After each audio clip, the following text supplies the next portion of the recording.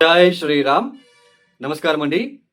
2025 October మాసంలో ద్వాదశ రాశి వాళ్ళ మాస ఫలితాంశాలు ఎలా ఉన్నాయో ఒక్క రాశి గురించి తెలుసుకుంటూ వెళ్దాం. నా పేరు ఆచార్య మహేష్. నేను బీటెక్ మెకానికల్ చేశాను, వేదిక్ ఆస్ట్రాలజర్ కూడా. చూడండి, జ్యోతిష శాస్త్రం అంటే మనం పుట్టిన డేట్ ఆఫ్ బర్త్ టైమింగ్స్ ఏదైతే ఆ టైమింగో ఆ ఒక డేట్ ఆఫ్ బర్త్ ఉంటుందో ఆ సమయానికి కర్మానుసారే కొన్ని గ్రహాల స్థితులు బాలేనప్పుడు, అంటే ఇబ్బందికరంగా ఉండే స్థానాల్లో ఉన్నప్పుడు, అష్టకర్గ బిందువులు తక్కువ ఇచ్చి ఆ దశాభుక్తి జరిగేటప్పుడు, దశ ప్లస్ భుక్తి, సూర్యమహాదశ చంద్రభుక్తి, చంద్రమహాదశ సూర్యభుక్తి, శుక్రమహాదశ సూర్యభుక్తి, ఇలా ఒక్కొక్క భుక్తి, రాహు మహాదశ శనిభుక్తి, రాహు మహాదశ బుధభుక్తి, రాహు మహాదశ గురుభుక్తి, ఇలా ఒక్క దశాభుక్తి జరిగేటప్పుడు కొన్ని దశాభుక్తులు మనకి నెగిటివ్ చెడు ఫలితాలు ఇచ్చేటప్పుడు వాటి నుంచి బయటపడడానికి కొన్ని పరిహారాలు చేసుకోమని జ్యోతిష శాస్త్రం చెప్పింది. అయితే ప్రస్తుతం అత్యాశ ఎక్కువై ఆశతో ఇన్స్టాంట్ రిజల్ట్ కావాలి, తొందరగా ఫలితాలు రావాలి, తొందరగా అయిపోవాలండి, ఆ పనులన్నీ అయిపోవాలి, నేను మంచి జాబ్ రావాలి, నేనేం తప్పు చేయలేదు అయినా నాకు ఇబ్బంది పడుతున్నాను, జాబ్ లేదు, సరిగ్గా ఆరోగ్యం విషయంలో ఇబ్బందులు, లేదా డబ్బు విషయంలో ఇబ్బందులు, ఇలా పడుతున్నాను, తొందరగా రిజల్ట్ రావాలి అంటూ కర్మానుసారే బుద్ధి. చూడండి, పంచమ స్థానం బలహీన పడితే సంతానం విషయంలో ఇబ్బందులు, మన బుద్ధి ఆలోచన విధానం సరిగ్గా ఉండదు, ఫికాలిటీ మైండ్ మారుతూ ఉంటుంది. పంచమ స్థానం బాగాలేకపోతే మళ్ళా ఈ ప్రేమ, ఆప్యాయత, బాండింగ్, రికగ్నైజేషన్ ఇవన్నీ కోల్పోయినాడు ఆ వ్యక్తి అంటే పంచమ స్థానం బలహీనంగా ఉంది అని అర్థం. సో కర్మానుసారే బుద్ధి. సో మనం ఏం చేస్తాము, తొందరగా ఆయన ఏదైనా ఇస్తాడేమో, ఆయన ఏమైనా జంక్షన్లు ఇస్తాడేమో, ప్రత్యేకంగా పూజలు చేసి వేసుకోగానే మనకి కర్మ తగ్గిపోతుంది, లేదా ఏదైనా రుద్రాక్ష వేసుకోగానే అంతా అయిపోతుంది. ఇలా ఇన్స్టాంట్ రిజల్ట్ కోసం చాలా మంది పరితపించి డబ్బులు నష్టపోతున్నారు. జ్యోతిష శాస్త్రంలో అలా ఇన్స్టాంట్ రిజల్ట్ ఉండదండి. సో పూర్తిగా కర్మని పోగొట్టుకోలేము. బట్ కొన్ని దశాభుక్తులు వచ్చినప్పుడు సరైన మార్గదర్శనం కూడా దొరకదు మనకి, సరైన జ్యోతిష్కుడు కూడా దొరకడు. సో వాళ్ళు ఏదో డబ్బులు వేసేస్తారు, పూజలు చేపిస్తారు, మీకు మంచిది జరిగిపోతుంది అంటారు, మీరు వేసేస్తారు, అక్కడ మీకు వేస్ట్ ఆ డబ్బు. దాన్ని కర్మానుసారే బుద్ధి అంటాం. సో ఇది ఎందుకు చెప్పడం జరిగింది అంటే ప్రతి ఒక్కరు కూడా అర్థం చేసుకోవాలి. అందులోన 24 గంటల్లో పరిహారాలు, 24 గంటలలో మీ తలరాతలు మార్చేస్తామని మీరు ఇన్స్టాగ్రామ్లో కావచ్చు, మీరు పోస్టులు చూస్తూ ఉంటారు. అలా ఎప్పటికీ ఉండదండి. అలా 24 గంటలలో పరిహారాలు చేసుకునే ఒక సొల్యూషన్ కనుక ఉంటే ఈ పాటికి అందరూ బాగుపడేవాళ్ళు కదా. దాన్ని ఎలా నమ్ముతారు మీరు? సో ఒక్కొక్క దశాభుక్తి కొన్నిసార్లు 2 సంవత్సరాలు, 3 సంవత్సరాలు కూడా ఉంటుంది.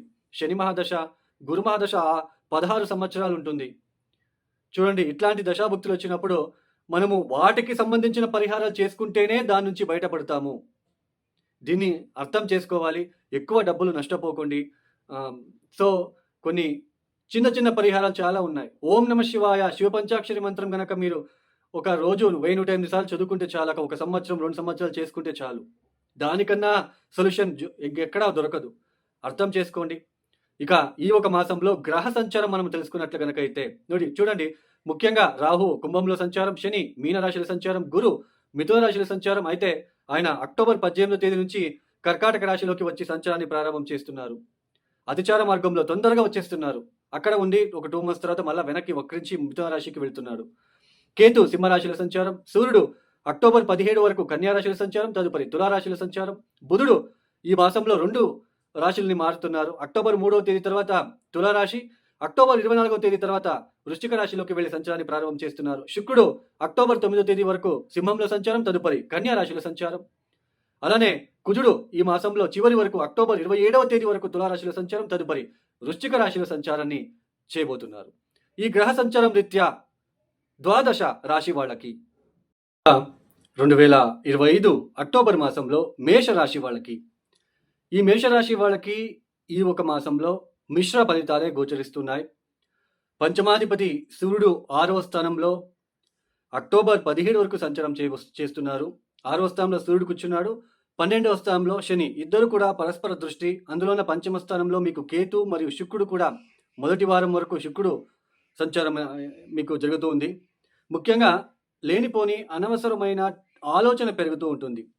నెగటివ్ ఆలోచనలు పెరగడం లాంటిది, నిద్రాహీనత, తలనొప్పి లాంటిది, మైగ్రేన్ తలనొప్పి ఎక్కువ అవడం లాంటిది. తర్వాత ఈ యొక్క చేసే ఆలోచన విధానం కూడా మీకు నెగిటివ్‌గా ఉంటుంది. అందులోన పంచమ స్థానంలో శుక్రకేతుల కలయిక.